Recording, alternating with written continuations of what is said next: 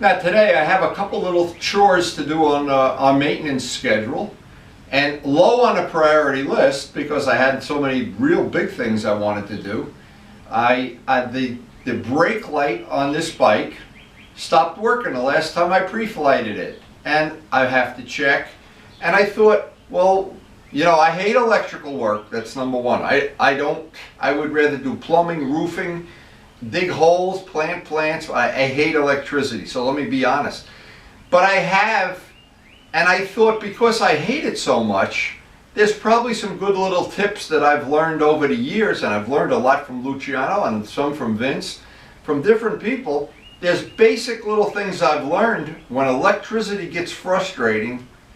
It's something that I don't have a way of dealing with it myself other than drink more coffee. But there are some good basic 101 tips that might make it easier for you if you have a similar problem. Now, every one of these bikes over the years has had various things happen that I've had to resolve.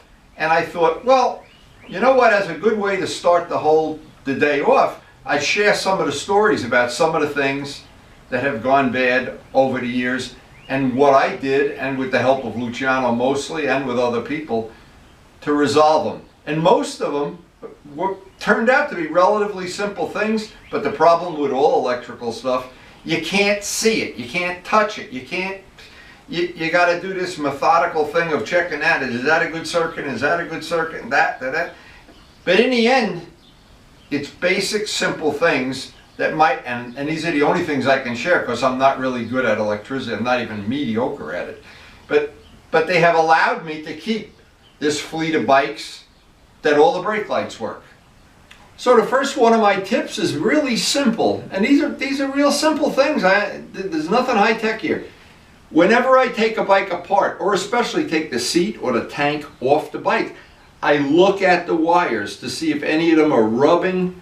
Are they kinked? Are they dried out? And in the case of like the RD, a 40-year-old bike or a 35-year-old bike or whatever, to look at the condition of the wires. Also, if there are connections, just look to see if you just can press them together. Sometimes they get corroded, they don't make a good contact.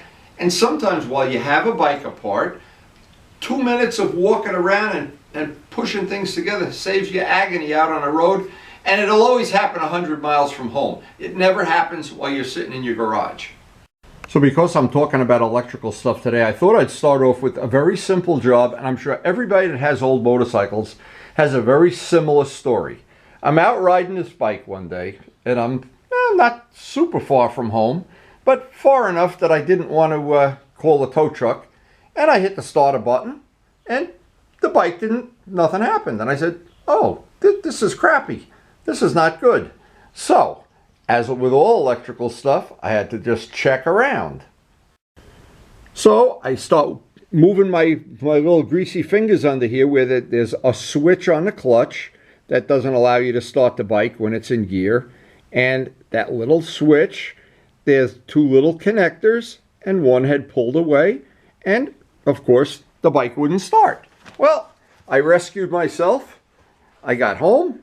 I called Luciano and I said, hey, I'm a great electrician.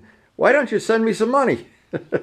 And he laughed. He said, yep. Now, it turns out, and when we diagnosed the whole thing, he came over and he helped me diagnose it, that it's this little switch that was bad. But, of course, luckily for me, and not everybody has a parts bike with the switch.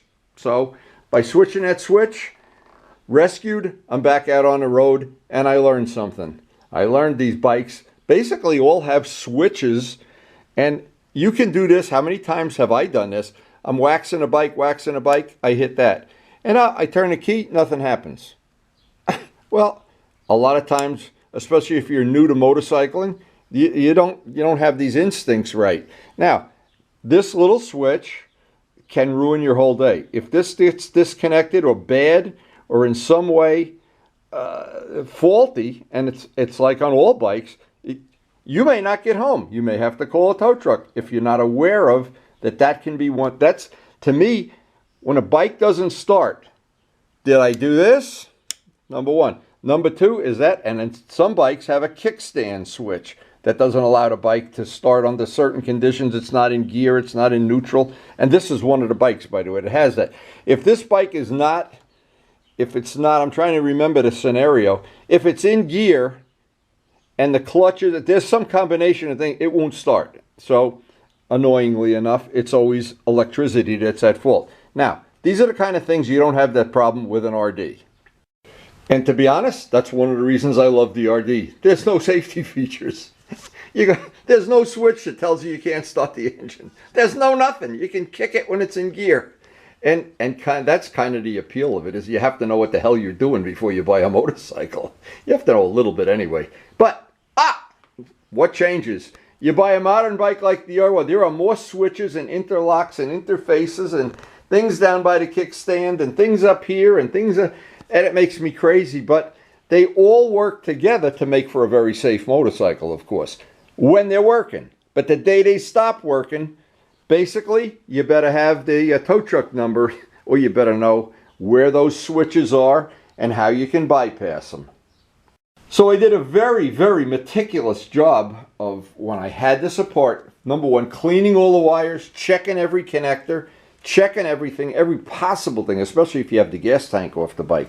And that's always the cheapest insurance of all. Now, recently I was just doing some work on the RD, and I wound up having to take out what I call is my goodie box. These are all the wiring things I've accumulated over the years. I have a separate bag of all the wiring that goes to making that radar detector work, and I've had the wire go bad more than once because the wire is in a bag and it was rubbing on something. It pinched one time. It doesn't even pay to go through it. But here's a couple of the things that I just found. I have come over the years with my crude ways of doing things.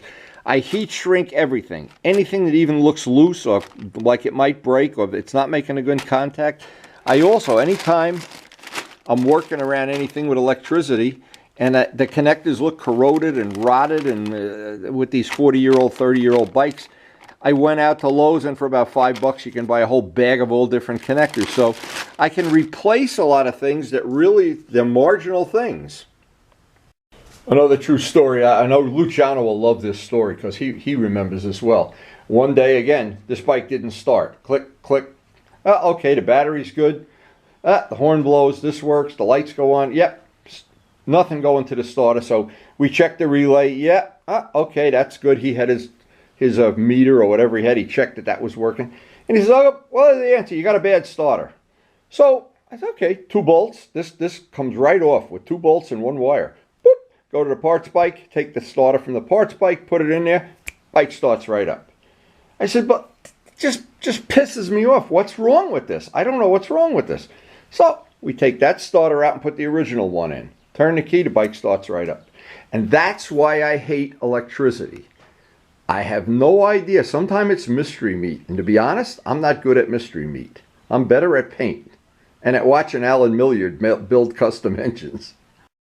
So another trick. Now, all of the bikes I have, at least most of them, have a switch right on the master cylinder or an aftermarket switch like this is, and there's a trick. There's a really good trick with this. When you are going to put this bolt in, it takes about 12 turns to get it to tighten down. And what happens, you wind up twisting this wire 12 like a pigtail. Then if it doesn't go in the first time, you take it out and you do something, and maybe it gets more twists in it. Or if you're not careful to untwist it and twist it, at the end of it, this wire here gets totally twisted. And what has happened to me, it's gone bad right at the switch. I pulled one of the wires. This is a make or break switch. I pulled one of the wires right out of the switch and had to buy another switch.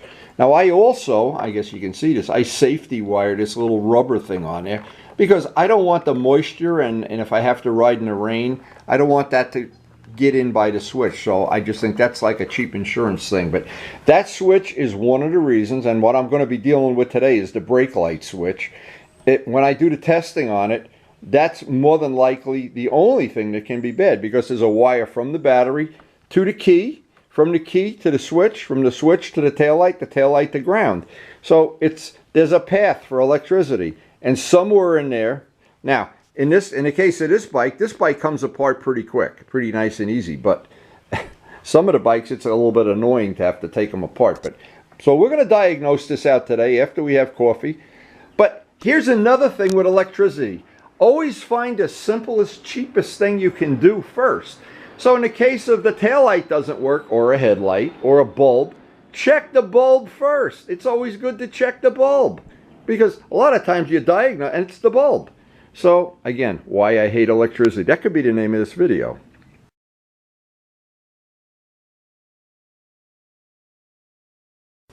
Now on this bike, when I did the restoration, I put all high intensity bulbs in the front. These are those switchback bulbs and they work great.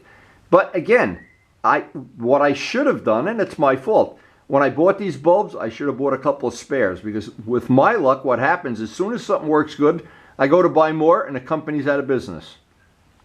Now, it was only a couple of days ago I pirated off the switch, the kickstand switch off the GS, because as these bikes get 30 years old and 40 years old, the switches just, they deteriorate. And so that investment of having a parts bike pays off every time.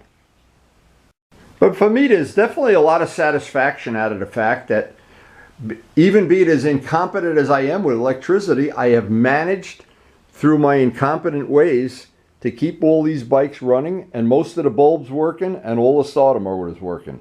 And what I've learned is from having things go bad, and we just replaced the headlight on the RD. By the way, that headlight, Luciano seems to think that headlight, if you leave it on, it's going to kill a battery, or I should upgrade the battery. Well, that battery is 3 or 4 years old. I may upgrade it before we even go out in the summer, but I didn't realize that was a halogen headlight bulb. So that in itself is an upgrade. But again, all electricity stuff. I love to work with paint. I love to work with sandpaper. I love to paint wheels. There's things I enjoy doing that I genuinely get pride and satisfaction from. But electricity, it's like drinking dishwater instead of coffee. It doesn't float my boat.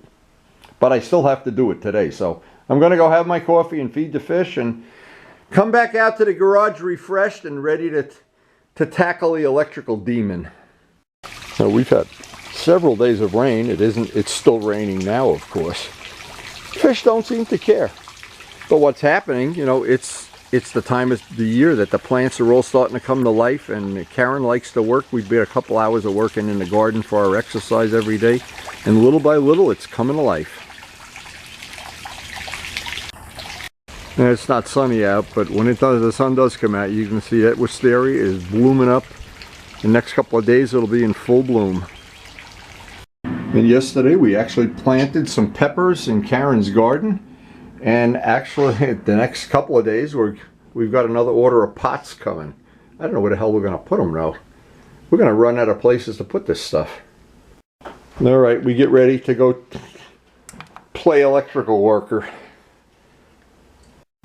Feed the birds, check that everything's good here, get the coffee cooking, get the fish fed, the life of Riley. So as I'm having my coffee and checking out everything that's going on in Karen's world, this really came out great. Pokey, I think you're going to be thrilled with this. Boy, and that color, that is just a wonderful, wonderful color. Wow. I don't know what to say. That came out way better than I thought it would, considering what that tank looked like when Pokey dropped it off.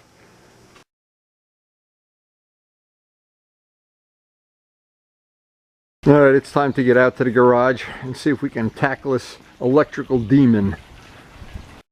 Alright, so obviously, now that I've had coffee and I'm kind of awake, first thing, it'll be pretty simple to do this test. Let's see if, number one, let's see if it's the bulb. Boy, would it be a lucky day. Now luckily this bike comes apart pretty easy, but the first step of course is to pull the seat off and pull the tail section off, and that'll allow me to see where the wires are, if something's pinched or squashed. And of course the biggest thing is I'll be able to get into that second screw. There's two screws holding the tail light on, and I forget if that had a big bulb, a small bulb, or what. But if I have to replace it, I want to put a high intensity bulb in there in the future too. I don't have any more. I used them all up. Now, of course, there is one thing good about this bike. I've had it apart so many times, and it is relatively easy to work on, so that's an advantage. Where some of the bikes, when you go to take them apart, there's more Zeus fittings and screws and clips, and this comes apart, this whole tail section comes off with 2 screws. And there's definitely a lot to be said for bikes that are easy to take apart. I will absolutely acknowledge that. When a bike is easy to take apart, you tend to take it apart and do the maintenance. When it's difficult or a nuisance, or why can't the bikes all be like the RD? Why can't they? I guess they can be if you want. Anyway, this will be relatively simple now to take this apart, and we'll try to track down if it's the wire, the bulb. It's definitely the wire or the bulb or the switch. There's only 3 things it can be.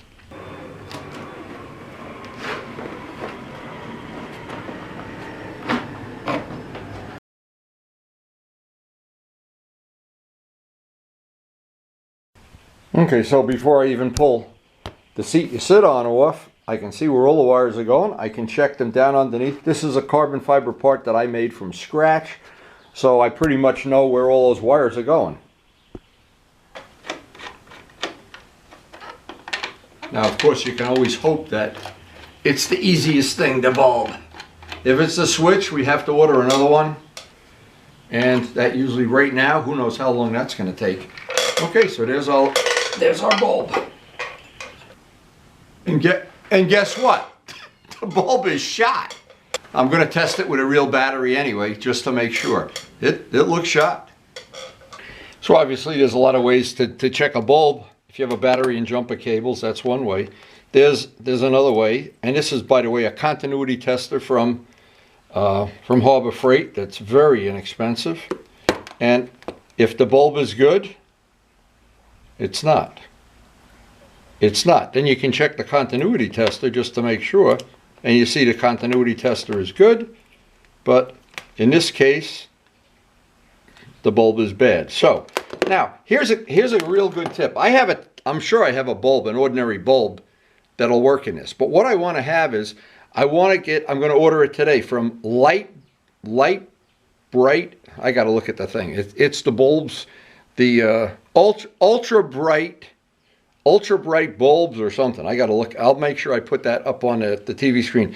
They make bulbs that are twice as bright, snap right in the socket, and a bulb normally is $1 or $2. They're more money, but they're twice as bright. So I think it's worth the extra money since this is a brake light. This is not real high-tech stuff, but I thought because I'm so incompetent with electricity, I made myself a little test. So what this used to be, this was my test to see if there's juice. But a lot of times you want to check a circuit that doesn't have juice. You just want to make sure. In this case, we have the 2 ends. And so I can hold one here.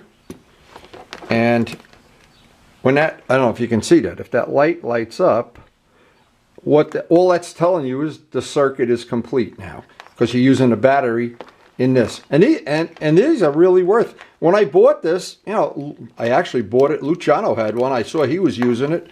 So I don't need to use this anymore right now. What I think is I just got to go buy a bulb if I don't have one, and I'm just going to order one since I'm not going to ride the bike today. It's raining. Now I have all the electrical stuff, the spares, and of course this is the kind of thing that's important. I always keep these are spare RD brushes. I try to keep everything in little plastic bags. I try to keep the fuses that you need for various bikes, and for the radar detector, which needs a 2-amp fuse. So I see we do have some bulbs, and let's see, we need a double filament bulb. Do we have one? And do we have a good one? But I think the name of that website, I don't know why I can't remember it. Ultra Bright LEDs is the name of it, but I will look it up before the end of the video. Make sure I put it on there. All right, so we do have 2 extra bulbs. No, that's only a 1. But the Ultra Bright bulbs snap right in, and wow, are they super bright. It's unbelievable. I know I put 2 in the Suzuki already, and I know I have 2 in the RD, so I don't remember if I bought 4 or 5 or 6 or what. Anyway, looks like we have a good bulb. But first, before I do this, I want to check the bulb, because I don't want to go through this and find out there's a broken wire, the dead battery, the switch. I try to eliminate the easiest thing first. Now, it just so happens today was the day I recharged my 2 spare batteries. This is an RD spare battery and an R1 spare battery. And when I feel a battery is getting, I try to replace the battery before I get stuck somewhere. So this battery, I noticed the date on it is 2009, and I just was getting leery about it when I replaced it a couple of years ago. So I do want to check, and I wanted to show the other way you can check a bulb, of course. Okay, so this one is good. Tail light, brake light, tail light, brake light. But those ultra bright LEDs, God, they are just, I'm going to use this for now, but I'm going to order some more bulbs today. Now, I did get this information from John Pothia, who has these in his restored Corvette.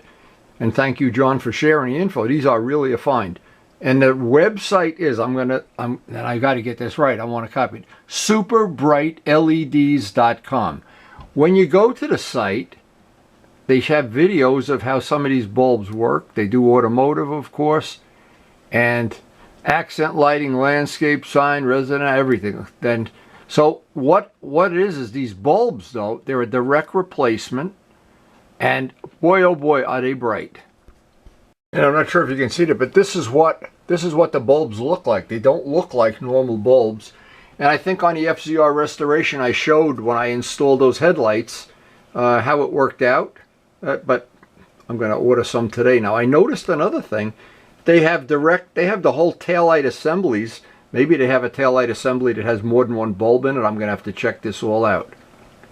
Now, here's something, and I'm just looking at this to see. It's a direct replacement, probably for what I have. Wouldn't have to do much work. And I'm looking at it. There's $5, so even if I don't use it, I'll use it for something. But they are super bright. Believe me, they are. When you see them in real life, they're way brighter. And again, they are more expensive. And you got to be careful. Now, John ordered the bulbs for me, so again, I know what's nice about this, these are chrome. I don't have that chrome bucket around mine. So this may be an upgrade for the future. I don't know. Right now I want to finish all the things that are on my bucket list, and but this is certainly a possibility. Oh, I noticed something else they have for 9 cents a piece. They have the replacement butt connectors. If I need some. I don't know if I need some. I have to check. Anyway, I'll be placing an order today. This website is worth combing through. Again, the address is SUPERBRITELEDS.com. And thank you, John, for sharing that info. We're going to go put the bike back together. So I'm wondering if that chrome light would look nicer, or, well, again, it's a possibility. But here's the thing. And of course, the only reason I'm doing this test is to try to show how I would diagnose something. And make sure nothing's rubbing here, nothing's touching. Okay, and of course the easiest way, if you have a spare bulb and you're not going to upgrade the bulb or the taillight, the easiest thing to do is just put a new bulb in. If it works, you're done. But that would have taken the fun out of a perfectly good rainy day. All right, so ultimately we want to make sure we have the running light and the brake light.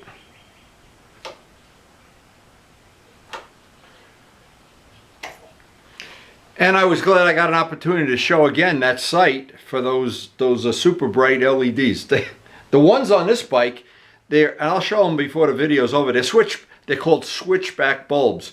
They are white, and when you put the directionals on, they turn yellow. It's kind of cool. Now, as I've said many times, when it's your lucky day, you got to take it, because not every day, at least for me anyway, there's days you get very frustrated, aggravated, and the wire is always in a spot under the seat where you got to take half the bike apart. Well, it looks like today was our lucky day. Anyway, that's about it. I'm going to put the seat back on. I'm just trying to think. Now, I always try to think to myself, while I have something apart, is there anything else I want to clean, check?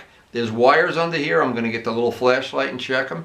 In the case of this bike, check the antifreeze. This bike doesn't ever use antifreeze, so it's right on the line where it should be. And I'm looking around and I'm just thinking, since he's one of the next bikes in the pitching rotation, maybe I'll do a little walk around, check out, and maybe this is not the only thing bad, but so far it's a lucky day.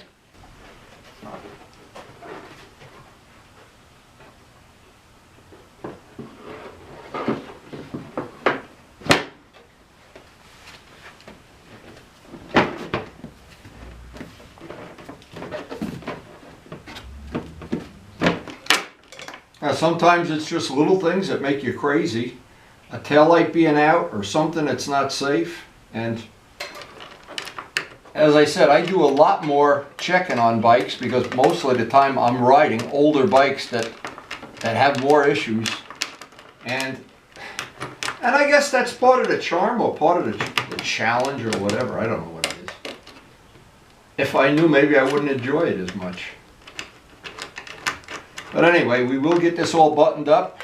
It is a rainy day, and I'm sure I'm going to look around and see if there's anything else I still have to do here. I'm still not sure.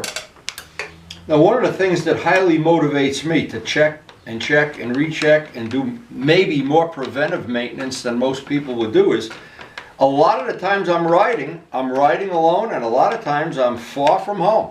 And it would be very inconvenient to have one of my friends, and I want to thank Glenn for the time he picked me up in the middle of nowhere. I don't even remember where the hell we were. He had to leave work and everything, and Luciano has rescued me and from time to time. And well, the best rescue of all is that you don't have to be rescued. So when you're riding old motorcycles, and these babies, as finicky as they can be, when you're out on an open road and there's not, lately with the coronavirus, there's no traffic, and you're going through the gears and you're going through the turns and I don't know how to explain that feeling to somebody. Now, it's the same feeling you have, and I just was watching it this morning. I was watching, there's a show or a channel, and it's called Florida Flying. It's a guy named Gyro Joe, and he has his own gyrocopter.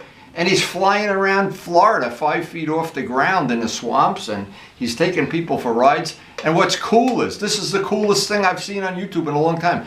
You go to what looks like a house with a porch and everything, and the whole front of the house goes up like this, and it's an airplane hangar. So you know this guy is really a cool guy. How cool would it be if you could do that to your real house? You're in Bergen County, and you look inside and it's Motorcycle Mall. That would be... I think Luciano already has that in his house. I don't know. It's Florida Flying Gyro Joe. It's worth watching, believe me, if you like gyrocopters. It is funny. Now, I want to mention one other thing. Our good friend Aaron has this exact bike, and we've gone on rides with him, and he had a 360-degree camera. Well, we never really got it working. We did shoot some footage, but I just happened to, because of the Blue Angels flying over my house the other day, and that was probably a week ago by the time you see this video, but here's what happened. I went online to YouTube to see the flight, and they have part of it from the pilot's point of view. He's got a GoPro camera on his helmet or something, and you can see inside the cockpit and out the windows. And one of the things I never realized, this is, shame on me for not figuring this out. The guy flying the plane is not looking forward. He's looking at the guy on the side of him. And I was looking, going, look ahead. What's going to be ahead of you, a trailer truck? So when you're flying with the Blue Angels and the Thunderbirds, it's an amazing 20-minute or so video. For me, the important thing was I looked at how they had the camera. And it's one of the few times the Thunderbirds and the Blue Angels were together. That must have been amazing to see. And what's amazing is they flew over my house and I missed it.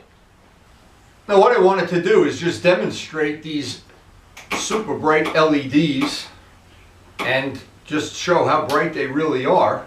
It's pretty cool. But what's really cool, they're called switchback bulbs. And you can see what happens. They turn yellow. And these are not, of course, this is not the way the bulbs, the motorcycle comes. I put the lights in there. But they are pretty cool. And I also, when I put these in, I made a switch so you can shut them off, which the stock bike doesn't come with. Because for some reason, I don't know why, you never can shut the headlight off. If the battery's going dead and I got to make it home, I want to be able to shut these lights off. So that was just me. But they are cool. And anytime I've showed anybody this, they're impressed. And they are about 10 bucks a piece. They're called switchback bulbs. So it's one more thing off my priority list, and that was something that I was waiting for this proverbial rainy day like today to take care of. Now another thing, and it's going to be coming up soon, I hope, is probably got another, I don't know, maybe 10 rides on this bike. But what I wanted to do is when it's time to change the tires, I wanted to evil twin it out and put the black wheels back on, put the new tires on the black wheels. So one of the things it's going to allow me to do is put the tires on the wheels ahead of time, and then in one day just take these wheels off, put the other wheels on, and we'll try to do that on a day that the sun is shining and we can make the tires nice and soft. Because these Pirelli Sport Demons are a bear to get on. These are way harder to get on for me without tools than Michelin's are. So look at this, I have company this morning. As I'm doing battery tenders, I thought that was a battery tender wire. It's a worm. Well, we could put him out in the garden. We have work for him here on the farm. I'm sure you'll be a lot happier out here than you will be if I move that motorcycle and squash you. Worm Rescue 101. Well, the rain has finally stopped, but it's not a riding day. The roads are going to be wet. So I'm just glad we got this little bit of maintenance done, and Karen has a couple of projects for the garden today. We'll get it all done. And we are supposed to have some nice weather tomorrow, so kind of looking forward to that. But it's always good at the end of the day to hear some music. You should always put some music on.